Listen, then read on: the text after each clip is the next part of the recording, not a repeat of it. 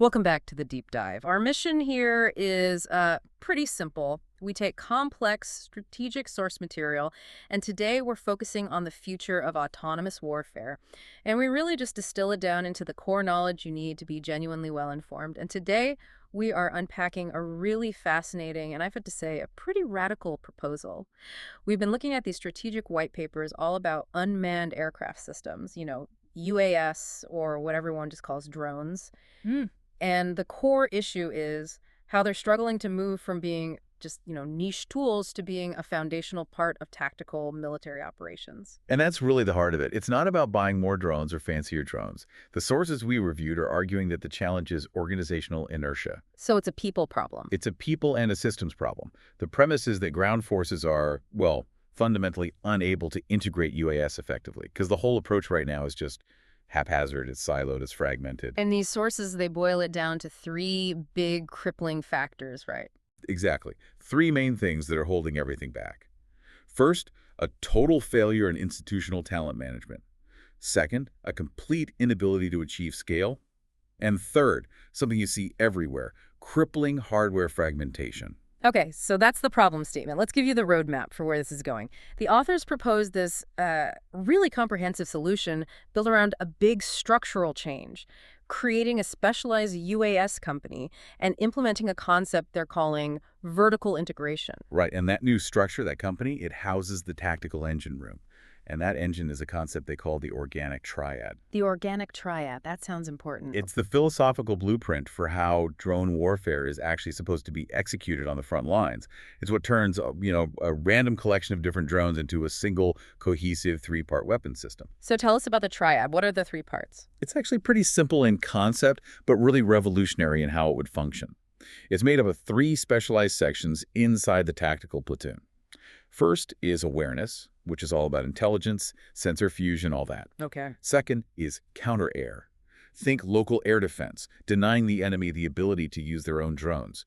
And third is attack, which is your kinetic strike, your loitering munitions. Awareness, counter-air, and attack. That's it. And if they get it right, this triad structure is designed to support close maneuver operations by giving that ground unit continuous, integrated air coverage and precision strike right there at the tactical edge. It's about achieving local air superiority for the guys on the ground. So that's our mission for this deep dive. We're going to start by really digging into the gravity of these organizational problems we mentioned. Then we'll get into the specifics of the blueprint, dissecting the roles of this organic triad. And then, and this is maybe the most important part, we have to talk about the radical technological mandate that makes it all possible. Universal Operating System. The UOS. Without it, none of the rest of it works. All right, let's jump in with those pain points, because before we can appreciate the solution, we really have to understand just how broken the current system is. Okay, so before we get into the elegance of this organic triad, we have to really understand the acute pain points the sources describe, and they are very clear. The biggest issues aren't about the technology itself. They're failures of organization, of talent management, and of process. That's it. The sources argue that, militaries have gotten really, really good at buying shiny new tech, but they failed, and in some cases spectacularly, at institutionalizing the skill sets you actually need to use it well. You can have the best drone in the world, but if the person flying it is treated like an afterthought, then the asset will never, ever reach its potential. It's that simple. And that brings us to the first and maybe the most corrosive problem, the dead-end job and the talent drain. The sources, they don't mince words on this. They say excellence in drone warfare currently offers, and I'm quoting, no career progression. And that is a guarantee of a significant, predictable talent drain. It all stems from how the institution categorizes the job. For the last decade, being a top-tier UAS operator has been treated as an additional duty. Something you do on the side. Exactly. Something a soldier does besides their real job. Just think about the message that sends. You have this incredibly complex, high-stakes capability that requires specialized cognitive skills, and you're treating it like a sideline activity. Or worse, a distraction from what really gets you promoted. It's a career choke point. So you have a soldier who becomes a master at this, sensor fusion, real-time tactical maneuvers, integrating air and ground. They become invaluable to their unit. Right. But the sources say that when it's time for that soldier to get promoted, they have to make a choice. They either have to abandon that hard-won expertise and go back to their basic branch infantry, armor, whatever it is, or they can stay in the UAS role and just stagnate. And the implication of that is just profound. You're effectively telling your most ambitious, your most tech-savvy people, look, if you want to command, if you want to get promoted, you have to throw away the one skill set that is most critical to the future of warfare. So of course they leave. Of course. The result is this constant hemorrhage of invaluable knowledge. The best operators see there's no path forward, so they either leave the service entirely, taking that knowledge with them, or they move into a field that has a clear career ladder. Which leaves the drone units constantly reliant on, what, rookies? Constantly reliant on newly trained, less experienced people. This lack of a formal professional career track, it turns innovation into this temporary, easily lost advantage instead of what it should be, an enduring institutional competence. You're creating a brain drain at the exact point, the tactical edge, where that brain power is most critical, which I guess leads directly into the second problem they identify, the aptitude gap in personnel screening. It does. Because if you know you're not going to be able to keep your best people, you at least need to make sure you're finding the best people to begin with. And the sources say we're not doing that either. Not systematically. Hmm. They highlight that the Army currently lacks any kind of standardized screening process to identify recruits who have that specific, innate spatial awareness and fine motor control needed for high-level UAS piloting. And we're talking about more than just being good at video games, right? It's a specific cognitive aptitude. It's so much more. Think about what it takes to operate an FPV, a first-person view, asset in combat. You are flying a very fast, very agile craft through, complex terrain, maybe urban environments.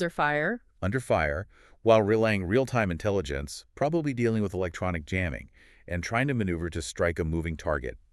All of this is happening with simultaneous audio and visual feeds. It requires an incredibly high degree of spatial reasoning. The ability to kind of visualize the drone's position in three-dimensional space, even though you're looking at a two-dimensional screen. Exactly. And the fine motor skills to make these tiny split-second adjustments, these are just not skills that everyone has. You can't just teach it from scratch to anybody. And the sources draw a really strong analogy for how to solve this. They explicitly mention needing a process like the aviation SIF. Yes, the selection instrument for flight training. Yep. SIF is the standardized test that they use to rigorously screen candidates for flying helicopters and planes. And it measures those specific cognitive and motor skills. Oh, it does. It identifies the people who have a high probability of success in a very complex flight training program. So by suggesting a drone SIFT, the sources are basically saying, hey, we need to start treating high-level UAS operation as a distinct, specialized skill, just like we treat traditional aviation. It elevates the role. It says this is serious business. It sends a clear institutional message. You implement a dedicated screening tool, and you ensure that the massive investment you're about to make in training is focused only on people who have the highest inherent potential to begin with. You reduce washout rates, you maximize the quality of your operator pool. Okay, so we've got a talent drain at the top. We've got inadequate screening at the bottom. But even if you could fix all that, even if you got the best people and kept them, the technology itself seems to be fighting against any kind of unified effort. And that's the third crippling pain point, the hardware fragmentation barrier. This is the supply chain nightmare. It really is. The sources cite proprietary manufacturer interfaces as this massive hurdle. And this isn't some theoretical problem, it's a tactical reality on the ground today. A single battalion might be operating 5, 6 different types of drones from different vendors. And each one has its own unique controller, its own software, its own data link. Exactly. So an operator might literally need 5 different backpacks with 5 different control stations and joysticks. And they need 5 different training cycles just to be proficient on all the assets their own unit has. That sounds impossible. It prevents any real interoperability. And critically, it cripples what military planners call the aggregation of effects, the ability to plan and execute a synchronized massed drone attack. You can't just swap assets between units in a fight. Nope. The control system for your little ISR quadcopter might be completely incompatible with the system for your loitering munition. The data formats don't talk to each other. And the sources make a pretty stark point about what this means for higher command levels. Well, just imagine you're a brigade or a division commander. You're trying to plan a large-scale strike. You need dozens of drones from your subordinate units to hit, say, 5 different targets at the exact same time. A complex, synchronized mission. Right. But you can't effectively mask those effects if Battalion A is using a system from vendor X and Battalion B is using a totally different system from vendor Y, and none of them can be controlled from a single command center. It forces everything back to manual, slow voice coordination. And it must make training an absolute nightmare. A logistical and budgetary nightmare. If every drone needs its own proprietary simulator, its own control device, the resources you need just to maintain basic proficiency, they skyrocket. Operators end up spending all their time just memorizing button layouts and software menus instead of what they should be doing. Which is mastering the tactical art. Mastering the art. Airspace deconfliction, sensor fusion, target identification under pressure. This inherent built-in inefficiency is the key driver for the most radical technical proposal in this model, the absolute mandate for a universal operating system. The strategic problem is definitely clear. A critical capability is being undermined by a lack of career prestige, poor screening, and a technical ecosystem that actively works against you. It seems like the whole system needs a complete overhaul. It does. And that overhaul has to begin with a new organizational centerpiece. So let's shift focus to the solution. The sources propose that the new organizational centerpiece has to be a specialized, dedicated unit, the UAS Company. And this is the fundamental structural change. It's designed specifically to eliminate that additional duty stigma we were talking about. By creating a dedicated company, you're taking the capability and making it a central, recognized function. It gets its own personnel, its own logistics, its own clear leadership track. You're giving it permanence, institutional weight. Exactly. It's no longer a side hustle. The sources are pretty specific about the scale of this new unit. They say approximately 119 personnel. That breaks down to 5 officers, 1 warrant officer, and 113 soldiers. Why that number? Why so specific? And why place it at the battalion level? That 119-person structure, it's designed to be robust enough to handle the entire ecosystem of sustained UAS ops. And it's not just about the pilots. That's a common misconception. So who else is in there? You've got maintenance specialists, because these things break. You've got logistics personnel just to manage the unbelievably complex supply chain of batteries, spare parts, munitions. And you have dedicated signal and intelligence personnel whose only job is sensor fusion and data dissemination. And putting it at the battalion level means that expertise is embedded right at the tactical level. Right. By centralizing all that technical know-how, the combined arms battalion that this company supports, they're now free to just focus on their main mission, on maneuver. They can operate with the confidence that persistent professional air coverage is a given. It's not something they have to worry about. The company is their schoolhouse and their operational hub. And this company is the key to the core principle of the solution, vertical integration. The sources describe 3 different levels where this capability is integrated. And that vertical integration is essential. The needs of a single infantry squad in a firefight are, vastly different from the needs of a brigade commander trying to plan a deep strike. You need that immediate specialized support at the lowest level, but you also need massive planning and coordination capability higher up. So let's break down those 3 levels. Yeah. We'll start at the sharpest end of the spear. Level 1, the platoon, that's about 32 personnel. So the UAS platoon operates directly with the line company, the infantry, the armor, the guys on the ground. Their focus is completely granular and immediate. What does that mean in practice? It means providing real-time ISR over the next hill. It means adjusting artillery fire. It means launching a kinetic strike on a machine gun nest, sometimes within seconds of it being identified. They are the tactical technicians, responding directly to the immediate needs of the forward maneuver elements. Okay, so that's the platoon. Now, moving up to level 2, the company. This is the 119-person unit we were talking about, operating with the combined arms battalion. Their focus shifts from just immediate support to sustainment and, you said, sensor fusion. Right. The company is the central brain and the logistical backbone of the whole operation. They're managing the technical readiness, making sure platforms are maintained, repaired, updated. But their most critical job is stitching together the tactical picture. Taking all the data from the platoons and making sense of it. Exactly. They take those isolated data feeds, the raw video from the level 1 platoons, the telemetry, enemy electronic signatures, and they fuse it all into one coherent real-time picture for the battalion commander. This level is also where the deep expertise lives, things like advanced electronic warfare planning or complex airspace management. They set the standards for the platoons below them. Okay, and then finally, level 3, the brigade division. This is where you really start to see the fragmentation problem being solved. The focus here is on mass defects and persistent coverage. This is where the staff officers, the majors and lieutenant colonels who have come up through this new career pipeline really earn their keep. They're not flying drones anymore, they're orchestrating them. So what are they doing? They're planning and coordinating persistent screen and guard missions that might cover hundreds of square kilometers using dozens of attritable assets. Or they're orchestrating these massive, simultaneous deep strike missions with hundreds of consumable platforms. And that kind of large-scale coordination is just impossible without the standardization we talked about earlier. It's completely impossible. It requires the technical standardization that the U.S. provides, and it requires a deep understanding of data flow and sensor fusion, which the company-level masters. Without the foundation built at levels 1 and 2, massing effects at this operational scale is just a fantasy. So it's a really well-designed system. Responsibility aligns with scale.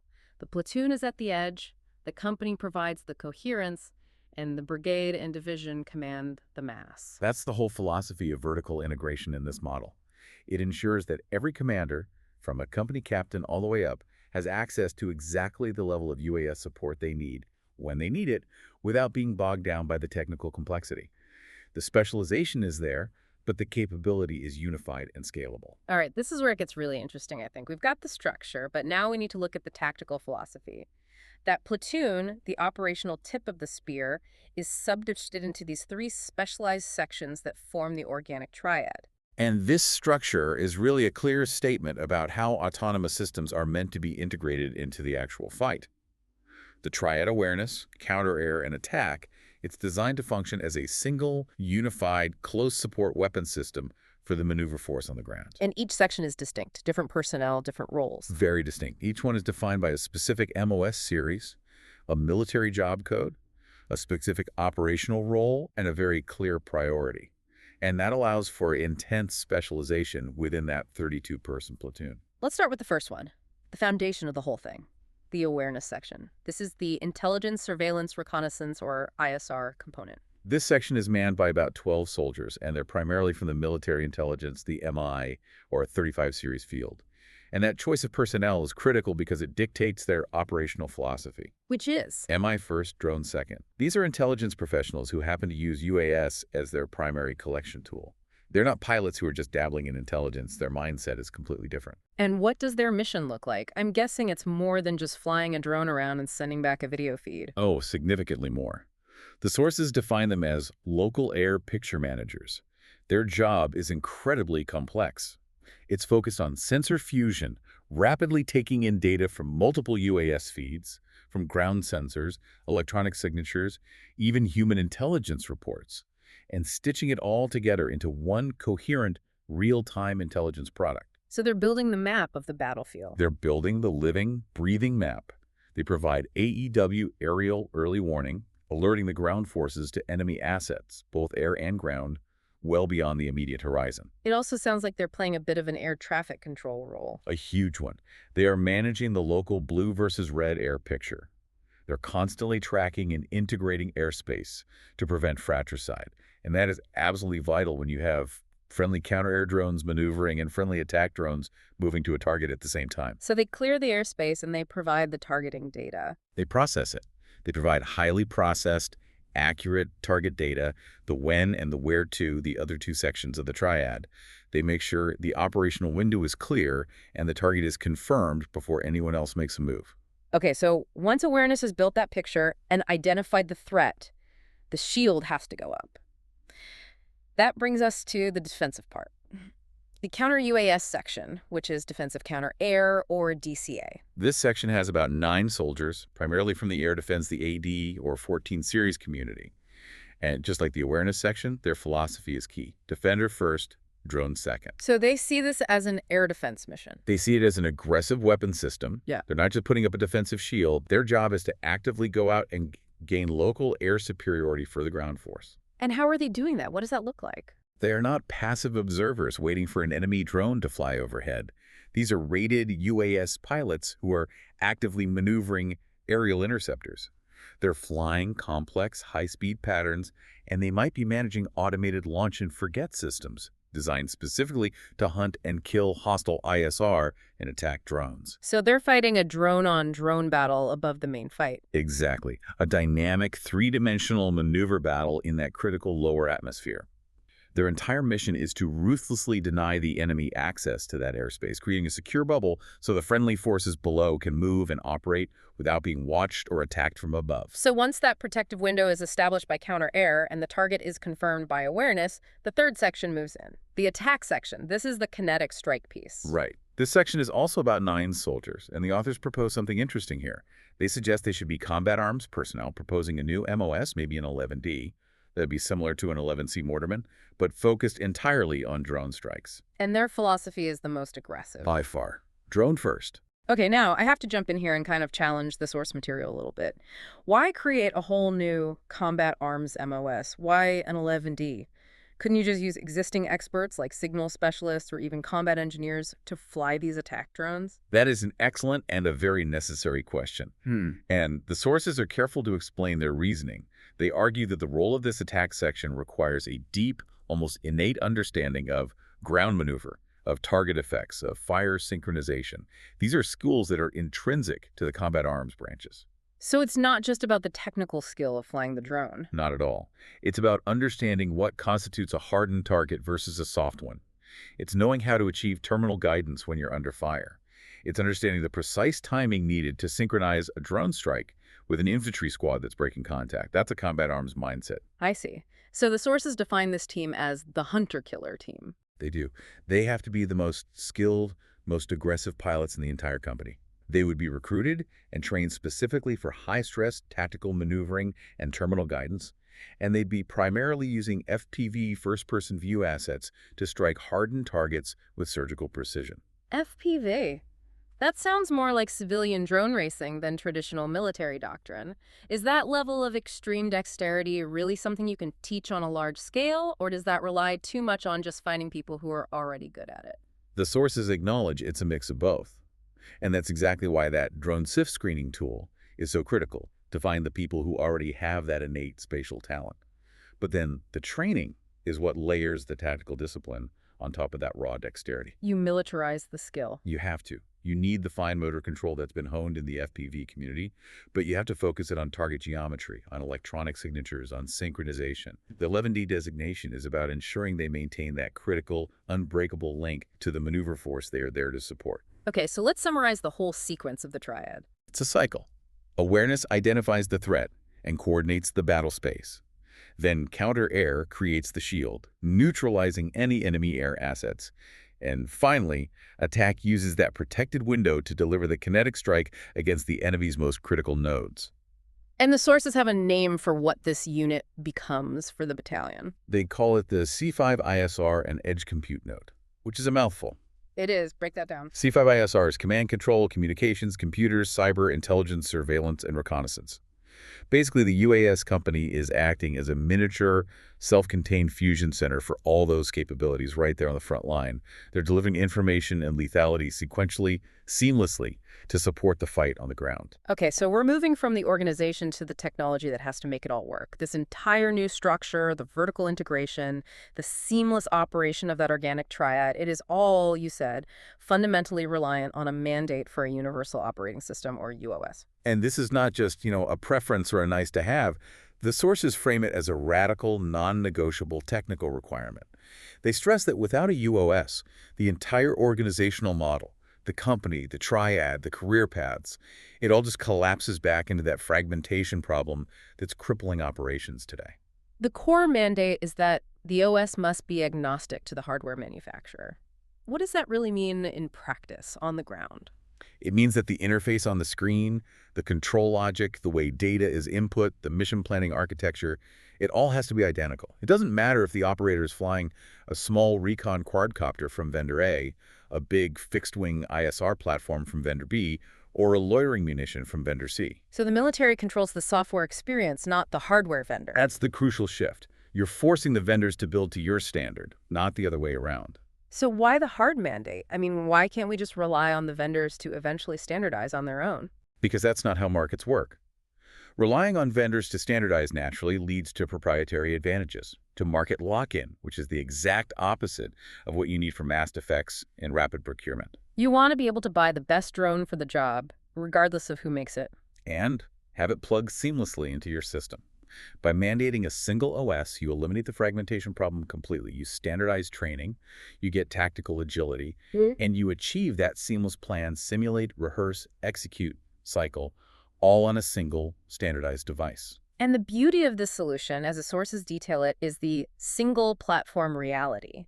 The universal interface runs on very familiar hardware, a commercial off-the-shelf COTS tablet, but with a secure government kernel. This architecture is just a genius move, really. For efficiency and resilience, COTS tablets are cheap, they're lightweight, they're easily replaced. The commercial supply chain is robust, But you have the security problem. which is where the secure government kernel comes in. That ensures all the critical mission data, the control logic, it's all protected. You maintain cryptographic security, you're resilient against electronic attack. It's so much better than building complex, custom hardware that's expensive, hard to maintain, and takes forever to update. And the consequence for training is just immense. Think about the flexibility. Because the interface is identical, the icons on the screen, the way telemetry is displayed, the control inputs, an operator can pick up any standardized device and immediately operate any attached UAS asset, assuming they have the permissions. So training becomes about tactics, not about which button to push. Exactly. It's no longer platform-specific. It becomes concept and tactics-specific, which maximizes proficiency across the whole unit. It's a massive logistical and educational win. And this tablet, it functions as both the controller and the mission planning suite. The sources call it the digital sandbox. And this integration, it closes the huge gap that exists right now between separate planning systems and execution platforms. The old way is you plan a mission on some software on a laptop, you print it out or transfer the file to a completely different execution device, and you just pray that no errors happen in that translation. The UOS gets rid of all that. It makes it obsolete. The device you use to control the drone is the environment where the entire mission is conceived, tested, and finally executed. And that seamless integration is the real game changer for planning. It enables simulation and iterative wargaming at the edge. This is what pushes high-fidelity planning down to the tactical edge, right to that combined arms battalion where those 119 specialists are. Planners can build an entire mission profile, the flight path, sensor settings, target parameters, and then immediately fly it inside the tablet's sandbox environment. Before the real drone ever leaves the ground. Right. It's on-demand, instant rehearsal. And what makes it so powerful is the ability to input specific real-world variables. This isn't just a simple flight simulator. Not at all. Yeah. This is true iterative wargaming. The system lets planners input extremely specific conditional variables. You can load in detailed terrain and elevation data. You can input real-time weather patterns, visibility constraints, and critically, you can input predicted enemy tactics. Like what? Like the precise location and effective range of an enemy W, electronic warfare, jamming system in Sector 4. So you can run the mission 10 times, changing one variable each time. What if visibility drops by 50%? What if the jamming moves 500 meters to the west? That is the iterative capability. You run the mission over and over under different constraints, you find the potential failure points, you optimize the flight path, you adjust your tactics, you create this rapid high-fidelity feedback loop that just drastically increases the probability of success before you even launch. And this all culminates in virtual combined arms rehearsals, CAR, and a seamless transition to execution. The UOS lets the entire UAS company link their tablets together to conduct a virtual CARA combined arms rehearsal. They can see everything on a shared virtual map. So the triad rehearses together. They do. The counter-air pilot from the 14 series sees exactly where the 11D attack drone is going to be moving during that window they're creating. It minimizes deconfliction errors. The awareness team can see where the blind spots in sensor coverage will be. The whole plan is coordinated in this digital sandbox, which makes the transition to the real world instantaneous. That's the key efficiency factor. Once the plan is validated, rehearsed, and synchronized, the operator just taps the screen and switches the interface from simulate to execute. The plan they just rehearsed is the plan that gets flown. No data reentry, no translation lag, minimal chance for confusion.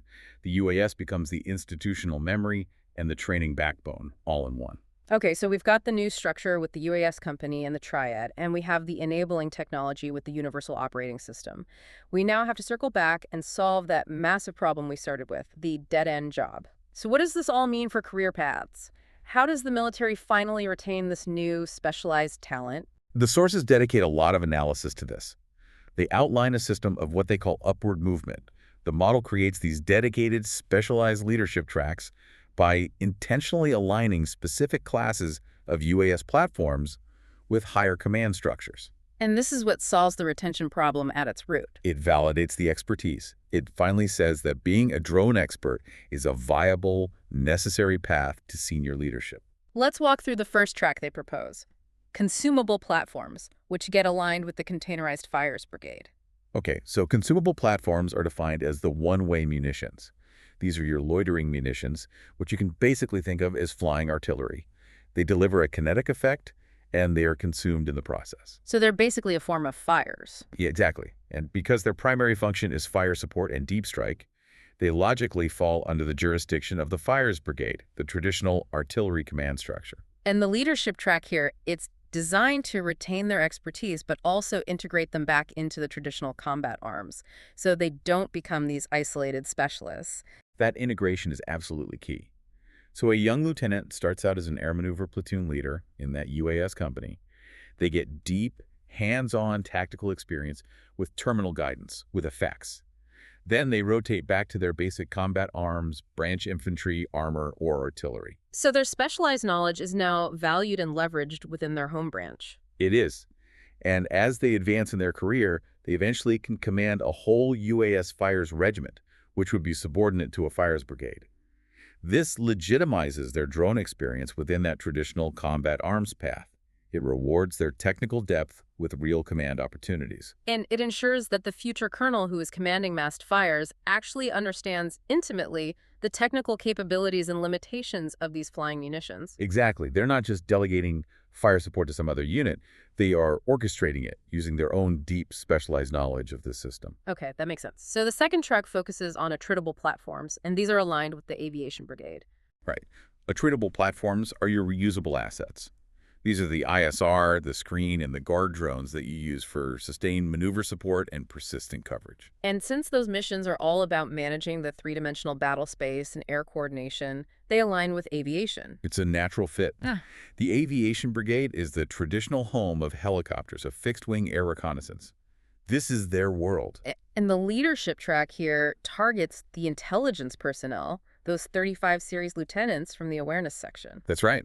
So that 35 series lieutenant, they learn airspace tracking and integration at the company level. They become intimately familiar with sensor fusion, with data flow, with air deconfliction. This is deep, deep technical knowledge. And how do they progress? As they get promoted, say to major, they transition to the brigade or division staff.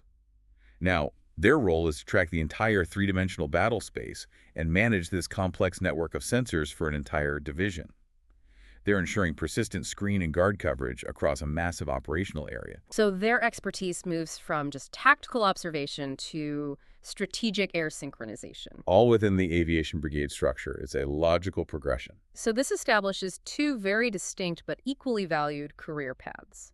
One is for kinetic strike and direct maneuver support, which is tied to combat arms and fires. And the other is for persistent ISR and airspace management, tied to the intelligence and aviation communities. And that dual-track system is the ultimate solution to the talent drain. It creates these intentional, logical steps for development.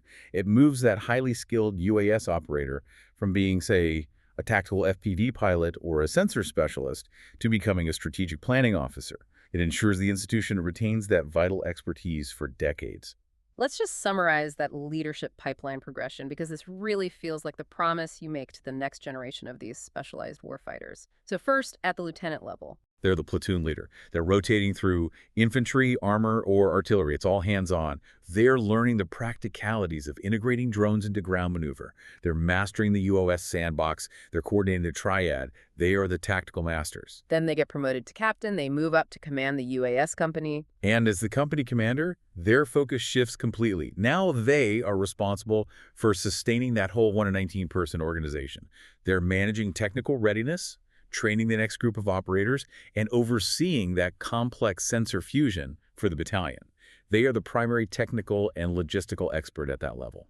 And then finally, the major lieutenant colonel level, they move up to brigade or division staff. And at the senior level, they're leveraging all that accumulated technical knowledge to plan the aggregation of effects. If they came up through the consumable track, they're orchestrating mass fires missions. Mm. If they came from the Attritable track, they're managing the vast aviation screen and guard missions.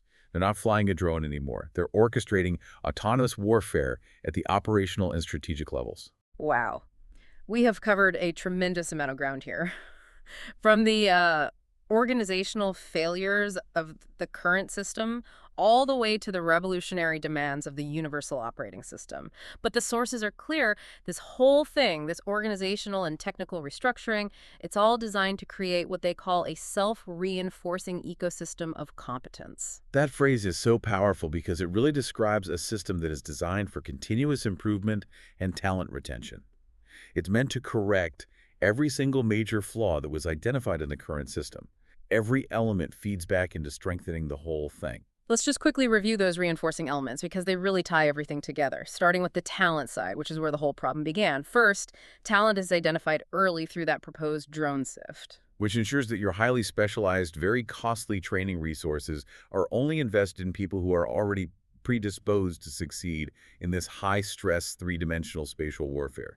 You maximize your return on investment from day one. Second, training is constant because the execution platform is the simulator, all thanks to that universal operating system. And that standardization means an operator is basically always training, whether they're running a digital mission in the sandbox or executing that exact same plan in the air.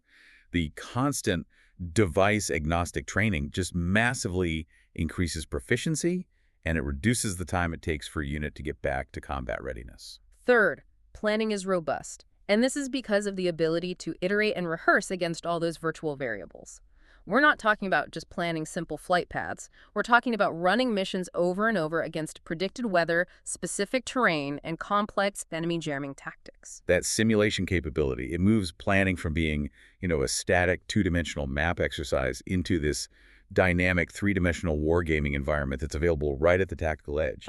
It just drastically improves the quality of a commander's decision-making. And fourth, and maybe this is the most important piece of all, leaders advance upward. They retain their basic branches while commanding these specialized UAS formations. By validating UAS expertise as a legitimate path to senior command, whether it's in fires or in aviation, the institution finally ensures that the operational wisdom that was gained by, a lieutenant flying an FPV at the platoon level is not lost. The most tech-savvy, operationally adept soldiers become the majors and colonels orchestrating the future of autonomous warfare. So this structure, it aims to build not just a unit that has cool equipment, but a generation of leaders who are capable of orchestrating this kind of warfare at scale. It's about transitioning UAS from a niche tool to a core component of warfighting. It is. If they can implement this blueprint, it establishes true institutional competence in drone warfare. It ensures that the technology is finally matched by the organizational structure and, crucially, by the leadership pipeline that you need for success on the future battlefield. It makes the speed of planning match the speed of the technology. And that brings us to our final provocative thought for you, the listener, building on these sources.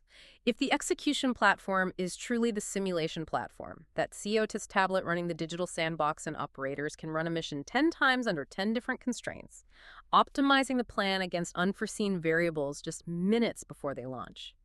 How might this rapid, iterative nature of pre-mission wargaming fundamentally change the relationship between a commander's overarching strategic intent and the final, refined plan that actually gets executed on the battlefield? That's the fundamental question, isn't it? For mission command in the autonomous age, does high-fidelity, iterative simulation at the edge fundamentally empower the execution team to optimize the plan beyond the commander's initial vision?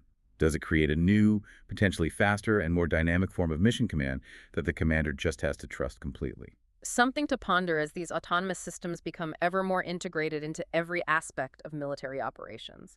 Thank you for joining us for this deep dive. We'll see you next time.